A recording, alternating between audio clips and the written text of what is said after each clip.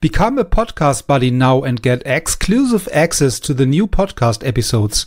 You can find more information about this on my website schulze-kopp.de. Welcome to this podcast.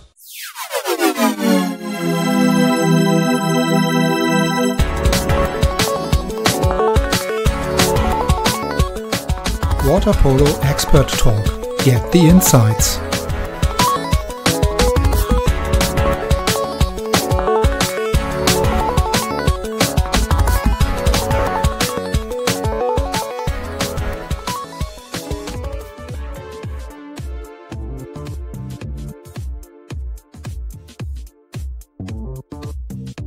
Unai, welcome to the podcast. We have again a very special and well-known guest in the water polo community, and I'm happy to have you here today in the call, that you took the time for us and also for the audience here to give us some more information about your personal water polo experience and life, so on.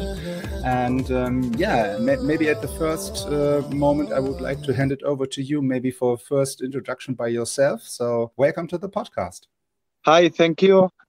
So my introduction, it will be really short. I'm Unai Aguirre. I'm a water polo goalie from Barceloneta and Spanish national team.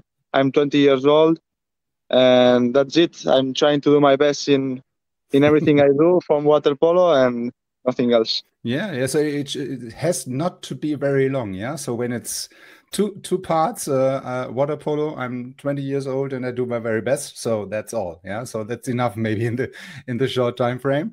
When you say 20 years old at the moment, so then it's maybe not, so the early days of water polo are not so far away.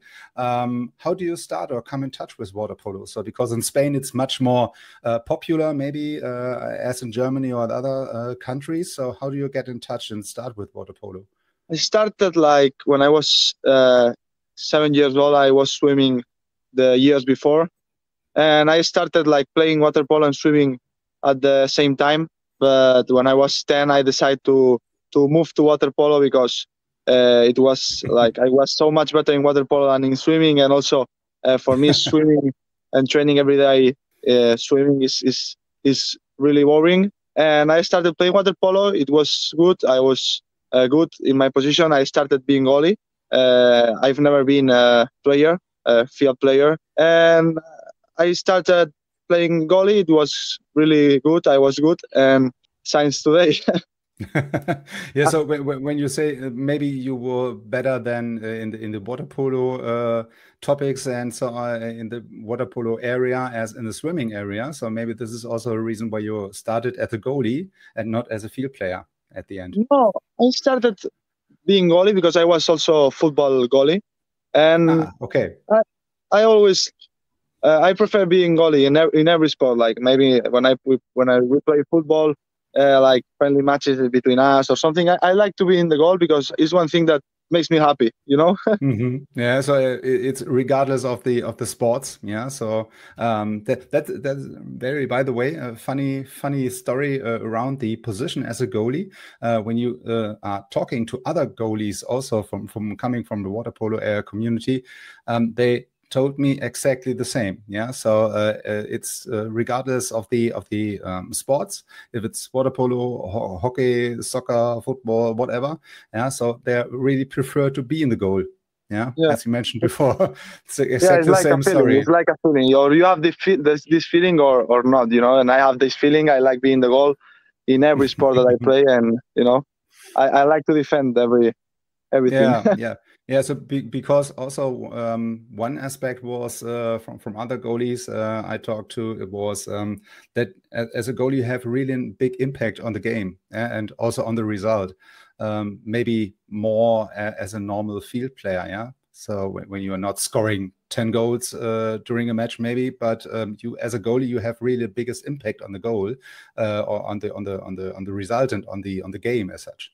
I think it's true. Honestly, if the goalie or the defense don't play good, it's difficult to win a match because the difference in every sport, the difference is in the defense. You know, the defense is the most important thing in the teams sport, and that's why I like also being goalie, because I I feel part of the team and of the defense, and also when you win or when you lose, you feel like more, not your fault, but that you could do more. And I like this feeling because it makes me like be all the time with the steps or with my feet in the floor, and that's it. And at the moment, you also already mentioned that you are playing for Barceloneta. So, what are the other clubs you play for before Barceloneta? Yeah, Or I what started is the playing. history?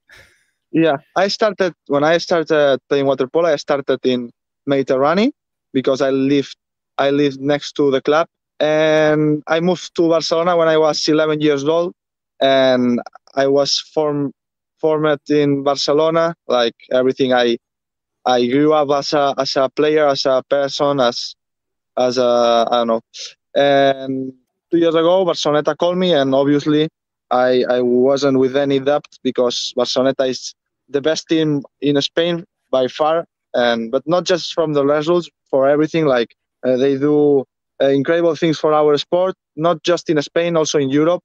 Professional club with good directors that they give everything for us, and they don't put kind of pressure between us, and it's incredible, and I'm so happy to be there. I extend my contract this year 3 more years. Even my last contract didn't finish yet, but I'm so happy to be part of that team, and that's it. Yeah, so that when there's no reason really to change the club, yeah. So when you are happy with the with the sport and with the team and with the club and also with the all the other conditions around, why you should leave the club for anything where you do not really know what happens in the future, yeah. So absolutely, yeah. So, but you said there were no doubts about the renewal of the contract, that you re-signed the new one for new 3 years. Okay, dubs always are there, but honestly, yeah, honestly, Not they make really. me, yeah, they make me feel like I'm at home, and in the balance of uh, the comfort and maybe the money or something like that. I prefer be at home because I'm 20 years old, and I have a lot of things to learn, and at the moment I have to be here. Yeah, yeah. So I could imagine that it's really then the best phase also of your career maybe, and yeah, that there's not really a need to change something. Yeah. So when you are happy with everything, why changing? Yeah, Yeah. that's true. When you're talking about the Barcelona or Barcelona and the area around Barcelona, I have also, you mentioned David Martin, maybe as also one of the previous guests here in the podcast, or Alberto Munariz, also both are talking about the development system in the younger ages, yeah, in Spain, and with the center in Barcelona, and all the good players at different stages and ages coming to this center for a dedicated period of time each year and so on. So do you also attend these development youth program in Spain? Yeah, sure. I'm part from that program. I'm one of the fruits from that program. Like, it's amazing.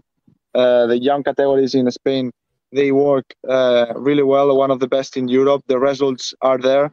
We are always competing in every generation, in every year, and also they have a system that it's one of the difference that why we have a lot of good players and young players that they train, and they go to the school at the same place with the best players of each age, and that is part from what is the water polo here in Spain. They are doing the things really good, and that's also impressive because I think the most part of the clubs in all Europe, they don't do that, and it's part So for because the success, yeah, so because I ask exactly based on this reason, yeah. So because other countries are not really doing the same, and also not also with the same results. Yeah, so that you really produce a lot of young players and talented players, and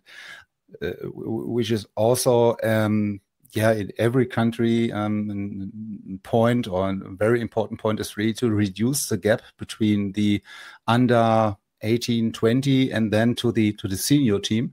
And then when the gap is not maybe so big, then it's easier to make the change or the move and the next step to the seniors, instead of like in other countries, not only Germany, to be honest, but it's also other countries affected, that the gap is too big, between the underage national teams, for example, and then to the senior teams. So, and this is not the case in Spain, I guess. No, it's not the case, because here it's depending, the national team coach, but David Martin, he's always betting from young players. They give us, he give us a lot of opportunities always. He give me the opportunity to be in the national team. He give the opportunity to Álvaro Granados to be in the national team. To Bernat Sanaúja, to a lot of players, Marc Larumbe. I don't know, I can say too many players because he always bet for the young people and the talented people. And if we train hard, then we give everything for the team, and in the trainings and in the matches, he don't have problems to give us the chance, Yeah, and that's really maybe then the key of success somewhere at the end, that you have really to trust and to develop, and trust in people and trust in young athletes and young players. And at the end, it should be then really the main goal, that these people and players have enough motivation from themselves, coming from themselves, to compete and to be better than the opponent at the end. I guess one of the key aspects then in this development plan. Yeah. One of the keys, I would say. Okay, so what are the other keys then? Maybe do you have another one? Yeah, a lot of ones.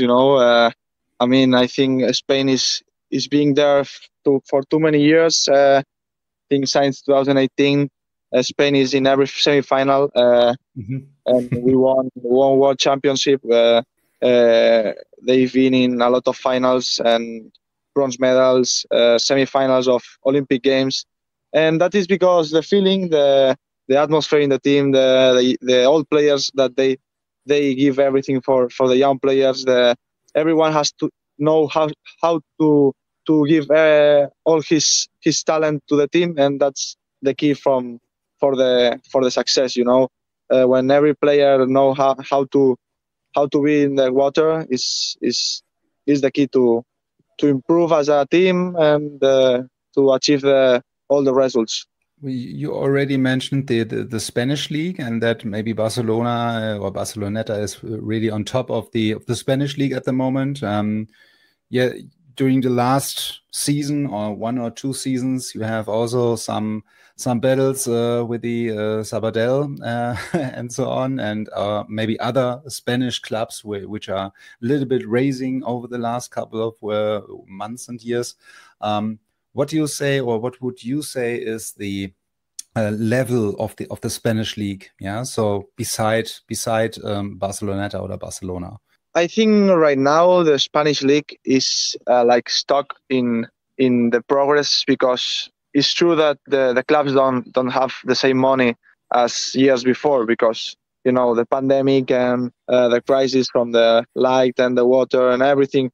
The clubs know that, and they prefer like keep like working with the club and trying to don't like spend too much money in water polo, because honestly in Spain we don't have that, like we spend money in water polo by free, because they don't have like any kind of win with water polo in terms of money, and there are teams like Sabadell that they had good generation these last years. They had amazing players, but now they don't have money to to keep these players now, because they had amazing players, but that players, they want to keep improving, and if you don't have like the the money to keep these players, is difficult, no? And this is not good for the league, because just not like Sabadell, the in the table of the league, the middle of the table, they are like every year losing players, and they don't have money to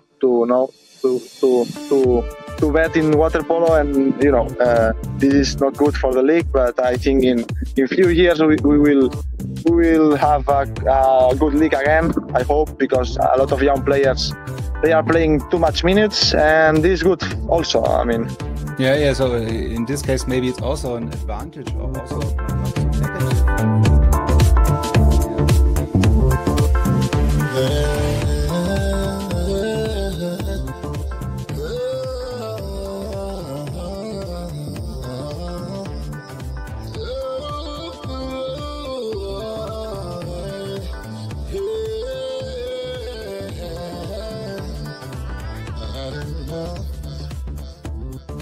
Yeah, I'm through.